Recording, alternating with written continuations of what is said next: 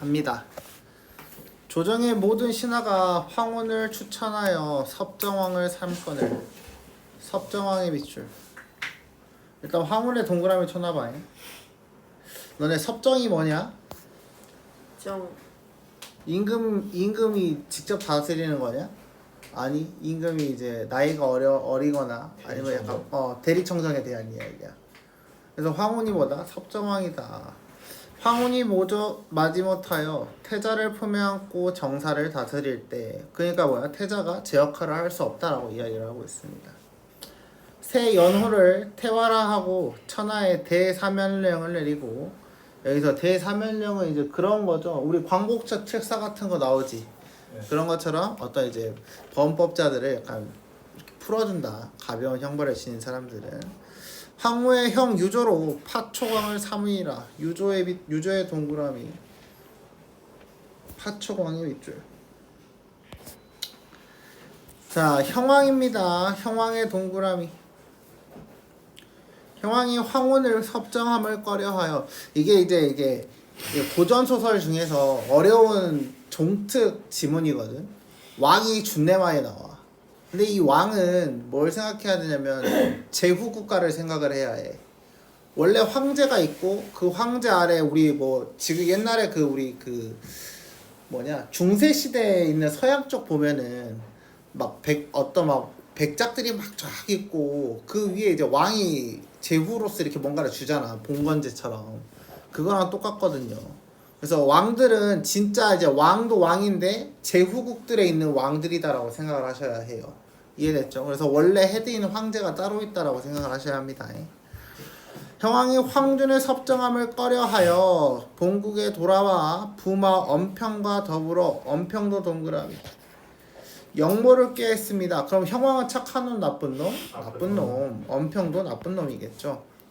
영모를 꾀할새 매양, 황, 설 두 사람을 꺼려 근심하거늘 엄평이 이르기를 신의 술법으로 황설 두 사람 같은 부류는 좋기 금심할 바가 없사오매 신이 마땅히 주선하리이다 라고 이야기를 하고 있습니다. 그래서 황과 설 같은 놈은 내가 이렇게 좌지우지할 수 있다 라고 이야기를 하고 있었습니다. 왕이 크게 하여 황금 만냥을 주니라. 황금 만냥의 밑줄. 그래서 만냥이 어떤 역할을 하는지 생각을 해봐야죠. 엄평이 가만히 남만에 들어가 황금으로 뇌물을 쓰며 뇌물의 밑줄. 만왕의 동그라미. 자, 그래서 만냥을 주면서 만왕에게 뭔가를 시킵니다. 뭘 시켰는지 봅시다. 너희가 군사를 일으켜 대국 남방을 침노하면 남방의 체크. 만왕아, 니네는 남쪽 방면을 침략해라. 형왕께 바치는 조공을. 자, 그럼 뭐예요? 이제 지금부터는 이제 그 침략하는 거에 대가에 대한 이야기죠.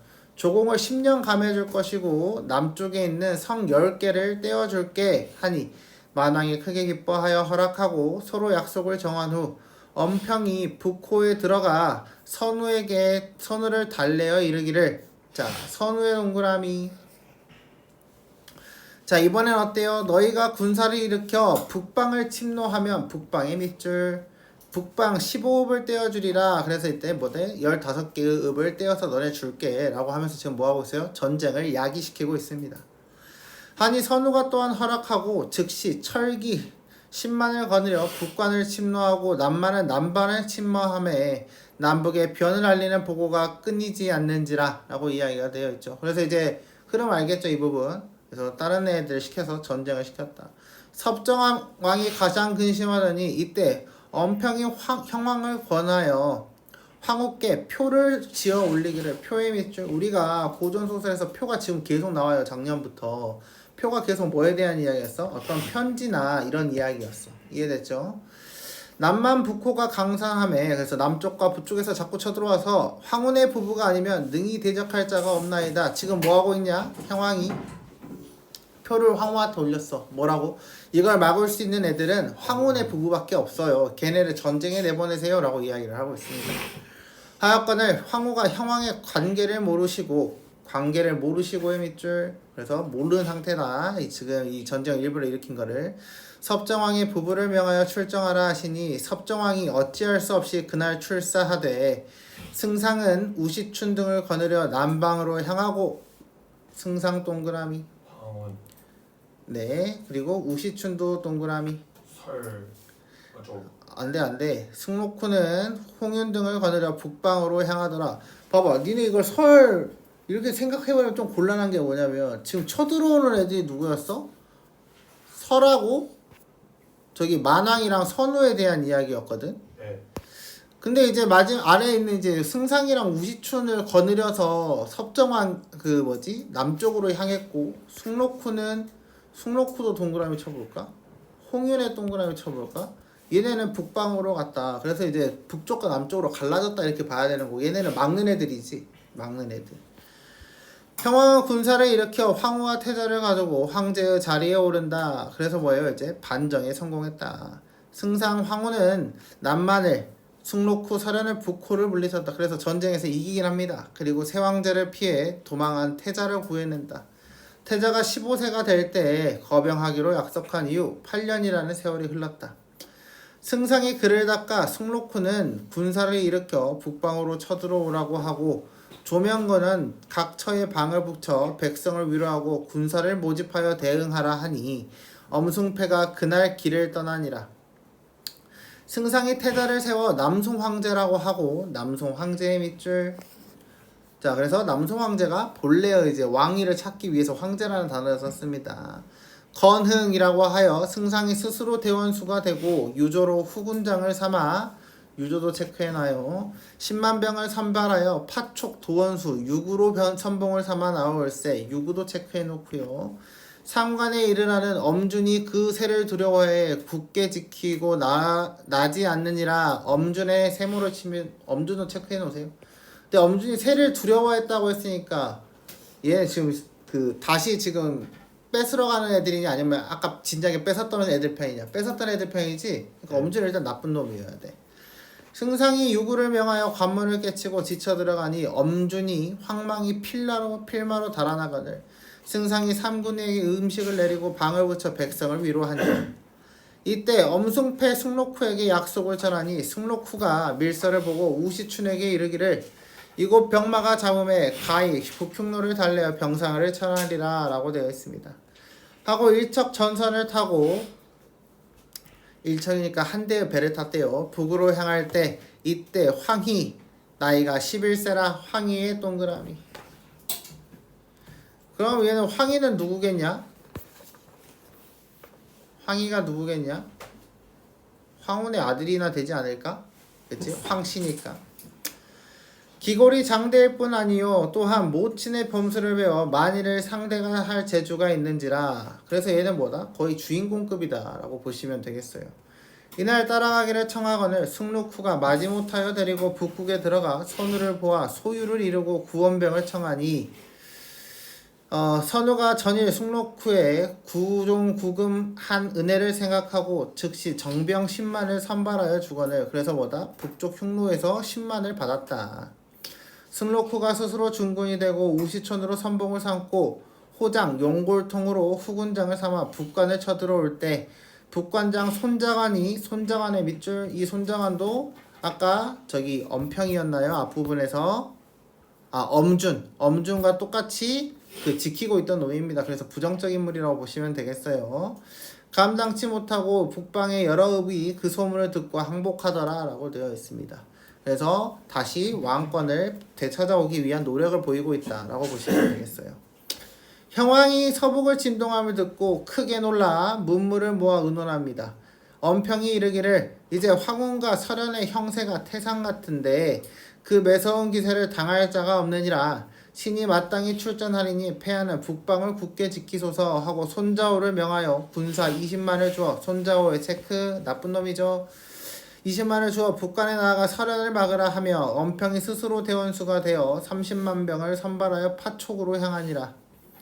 손자오가 군사를 몰아 북관에 이르러 성 밖에 진을 치게 치고 소리를 지르기를 모박의 역전 설현은 들으라. 설현은 좋은 놈이지. 태자가 무도하기로 어디에 갔는지 길이 없기로 동간에서 죽은지 오래건을. 자, 태자 뒤졌는데 너희 부부가 없는 태자를 빙자하여 변방을 요동케 함은 어찌된 일이냐 라고 하면서 뭐예요? 태자 죽었는데 너네 왜 굴할까? 라고 일부러 허세를 부렸죠. 하고 싸움을 도두니 승록후가 크게 꾸짖기를 너희가 대대로 나라의 묘국을 받는 신하인데 흉적 엄평과 형왕을 도와 대역을 하며 내 감히 입을 열어 큰 말을 하느냐 하더라 라고 되어 있습니다.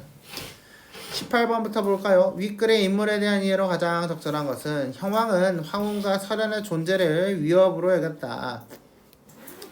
엄평에게 두 사람을 제거할 방법을 찾으라고 명한다 라고 되어 있습니다. 제거할 방법을 찾으라고 이야기했나요? 그냥 걱정을 했죠? 그쵸? 그래서 엄평이 뭐래? 그냥 제가 알아서 할게요 라고 이야기를 했었던 부분입니다. 그래서 틀렸죠. 엄평은 남만과 북호를 갈라놓기 위해 밑줄. 남만과 북호를 갈라놓기 위함이었나요? 아니죠. 쳐들어오길 말하는 거였죠. 승상은 군사를 이끌고 북관으로 가 겁에 질려 나오지 않는 엄준을 끌어냈다. 자, 나오지 않는 엄준을 끌어냈나요? 아니죠. 쳐들어갔습니다. 그래서 도망갔죠. 엄승패는 승록후에게 승상의 글을 전달하면서 북흉노의 병사를 끌어들일 방법을 알려준다 라고 되어 있습니다. 자, 북흉노의 병사를 끌어들일 방법을 알려줬나요? 아니요. 그냥 이제 때가 됐습니다. 싸웁시다에 대한 이야기였겠죠. 그래서 틀렸고요. 손자원은 엄평의 명령을 받고 손자간을 무찌른 승록후를 찾아가 싸움을 건다 라고 되어 있습니다. 자, 그래서 손자호가 군사를 몰아서 갔고 그 다음에 손자관은 원래 어디 있었다? 앞에서 손자관이 감당하지 못했으니까 북관에 대한 이야기. 그래서 승록후가 북관을 친 게 맞냐까지 확인하면 되겠죠. 그래서 답은 5번이 되겠습니다. 이해됐나요? 예. 19번 기억에서 미음에 대한 이해로 적절하지 않은 것은 기억으로 인해 기억이 뭐였죠? 왕이 황금 만냥이었습니다. 엄평은 만왕을 구슬릴 수 있는 수단을 얻게 되었다라고 되어 있습니다. 네, 뇌물이니까 맞는 말이겠죠. 니은으로 인해 엄평은 섭정왕을 태자와 떨어뜨릴 기회를 가졌다라고 되어 있습니다. 니은이 뭐였어요? 변을 알리는 보고가 많았다. 그렇기 때문에 빠이빠이 할 수 있었다. 맞는 말이죠. 섭정왕이 이제 황혼이니까 황혼을 전쟁에 나가세요라고 이야기를 했잖아요. 이해됐나요? 예. 디귿으로 인해 승상과 승록후는 각기 다른 곳에서 수행하게 된다. 그래서 승상은 어디로? 아까 승상은 남쪽으로, 승록후는 북방으로 가게 되었다라고 되어 있습니다.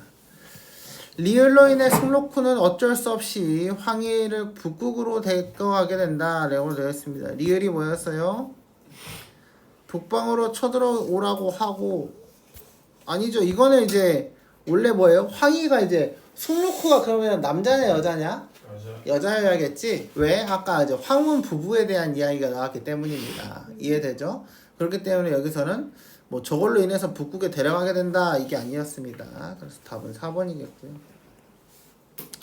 미음으로 인해 엄평은 황혼을 막으러 직접 전장으로 나아가게 된다라고 되어 있습니다. 그래서 뭐라고? 지가 간다 그랬죠? 그래서 맞는 말이 되겠어요. 이해됐나요? 20번 볼까요? A와 B에 대한 설명입니다. A는 표에 대한 이야기였고요. 표. 그래서 아까 거기서는 이제 쳐들어가 거시기 해야 돼요. 황혼을 보내야 해요라고 하는 이야기였고요. B는 승상이 글을 닦았다라고 되어 있으니까 이제 이 부분은 자 이제 우리가 다시 왕권을 다시 찾아올 시기가 되었다라고 하는 이야기죠.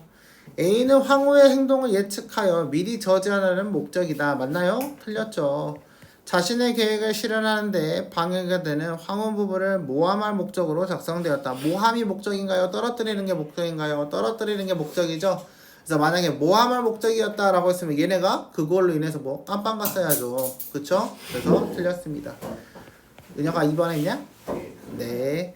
3번 B는 승록후가 조심해야 할 일을 알려주려는 목적으로 작성. 아니죠. 이제 우리가 이제 시작해야 된다라는 이야기죠. 그 다음에 B는 작전을 위해 승록후와 조명을 해야 하는 지시하려는 목적이다 라고 되어 있어요. 이게 답이 되겠습니다. 4번이겠죠.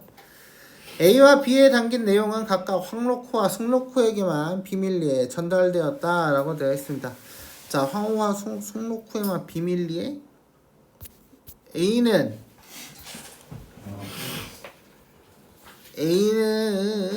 그랬고 B는 볼까? B 승상의 글이요. 그러다가 쳐들어오라고 조명관한테도 보냈죠. 네. 그쵸? 그렇기 때문에 이제 승록후에게만 있다는 내용은 틀렸다라고 보시면 되겠습니다. 21번 보겠습니다. 보기를 참고하여 윗글을 감상한 내용으로 적절하지 않은 것은 영웅소설에서 적대자의 찬탈행위는 황제를 중심으로 하는 질서의 전복을 초래한다. 질서의 전복 밑줄. 자, 적대자의 찬탈 밑줄, 적대자의 찬탈. 이게 이제 형왕에 대한 이야기였습니다. 찬탈이 성공하면 주인공은 새롭게 등극한 황제와 대립하게 되는데 충군이라는 보편적 주인공 밑줄, 황제와 대립 밑줄. 보편적 가치를 수호해야 하는 주인공에게 이는 모순적 상황이다. 황혼전에는 남녀 주인공이 이와 같은 모순적 상황을 타개하고자 적대 세력에 맞서는 과정이 여러 인물과 맺는 다양한 관계 양상에 대해 독서의 흥미를 이끈다. 1번부터 볼까요? 형왕이 황혼이 섭정하는 상황에 불만을 품고 역모를 꾀하는 것에서 주인공이 수호하는 기존의 질서를 무너뜨리는 적대자의 모습이 형왕이다. 맞는 말이죠? 섭정한 부부가 황후의 명에 따라 출정하게 되는 것에서 찬탈을 계획하는 적대자에게 이용당하여 모순적 상황 밑줄. 자, 모순적 상황 위에서 뭐라고 설명했어요? 찬탈이 성공했을 때에 대한 이야기입니다. 근데 여기서는 뭐예요? 바로 출정하는 장면이죠. 그러니까 아직 찬탈이 성공했어 안 했어? 안 했지. 그러니까 답은 2번이 되어야겠습니다. 승상이 황후의 형인 유조와 함께 상관을 공격하는 것에서 기존 질서를 회복하려는 인물과 함께 적대사의 주인공의 모습이다. 맞고요. 선우가 자신이 입은 은혜를 생각하여 구원병을 내어주었다. 아까 그 북방 쪽에서 10만 명을 내어주었다고 설명을 했습니다. 주인공에게 적대적이었던 인물과의 관계가 변화했다라고 했으니까 원래 북쪽이었으니까 뭐였어? 이제 싸웠던 애였겠지 맨 처음에. 그 다음에 걔네한테 다시 살려줘서 고맙습니다 해서 10만을 받았다고 했으니까 변화한 양상이 맞습니다. 순로코가 손자오를 형왕을 도와 대역을 행한 이로 여기는 것에서 새롭게 등극한 황제의 세력을 적대시하는 주인공의 모습이다. 맞는 말이 되겠죠. 이해됐나요? 예.